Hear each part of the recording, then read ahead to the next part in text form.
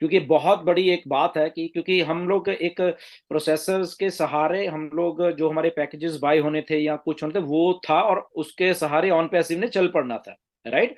तो वो प्रोसेसर्स में ही आया बेसिकली, वो फ्रीज हो रहे थे असल में, वॉल्यूम जैसे मिस्टर ऐश ने बताया कि ज्यादा होने के कारण।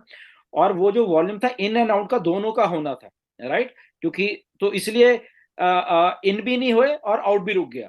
तो आउट क्या है, आउट हमारे पे आउट्स हैं, राइट। सो इसलिए वो रुक गया, तो इसलिए वो क्रिप्टो में भी रुक गया, क्योंकि क्रिप्टो में भी जो उनकी तरफ से इन आना था, ओके, मर्चेंट्स की तरफ, वो भी फ्रीज हो गया। तो इसमें बहुत सारी चीजें ऐसी हुई हैं बैकग्राउंड में, बट ये बहुत अच्छी बात हुई है मिस्टर एश ने वर्कआउट करके विद फाइनेंशियल एक्सपर्ट्स, और उन्होंने एग्जैक्टली उसको पिन पॉइंट किया कि एक्चुअल बात क्या है। तो बात निकली कि एक्चुअल हमारा वॉल्यूम ज्यादा हो रहा है, मल्टीपल कंट्रीज से मल्टीपल हो रहा है, इसीलिए वो फ्रीज हो चीजें हो जाती हैं उनकी, राइट। तो अभी बहुत अच्छा डिसीजन मिस्टर एस ने दिया कि मल्टीपल प्रोसेसर्स हैं, और मल्टीपल जो प्रोसेसर्स हैं उनको डेफिनेटली आई थिंक कभी कोई प्रोसेसर होगा, कभी कोई होगा, ताकि वो मैक्स आउट ना हो जाए प्रोसेसर्स, ओके।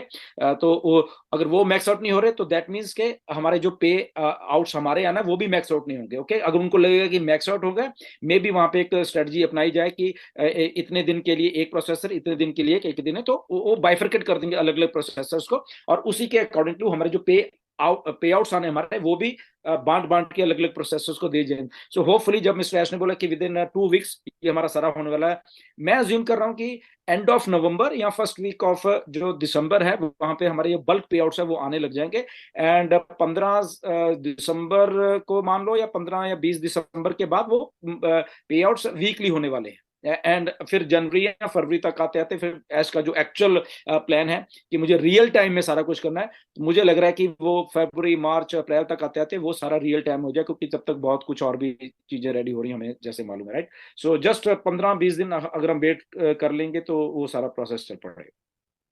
ओके। काम है जो प्रोसेसर्स का है बेसिकली, राइट, वो आई थिंक वो डन हो चुका है मिस्टर, इसको फिगर आउट हो गया सारा कुछ, वो डन हो चुका है। अब उसके बाद जो मेजर काम है वो ट्रैफिक एलोकेशन का है, वो ट्रैफिक जो पूल की ट्रैफिक है, मे बी 2 मिलियन है, मे बी उससे कम है, वट एवर जो भी है, ठीक है ना। तो वो है। सो आई थिंक जो मिस्टर ऐश ने लगभग 2 वीक्स का टाइम टेंटिवली लिया है, जब वो आए थे वेडनेसडे को इस वक्त, राइट। तो बड़ी सोच समझ के आई थिंक लिया है, क्योंकि वो पहला फिगर आउट कर लिया उन लोगों ने प्रोसेसर्स का।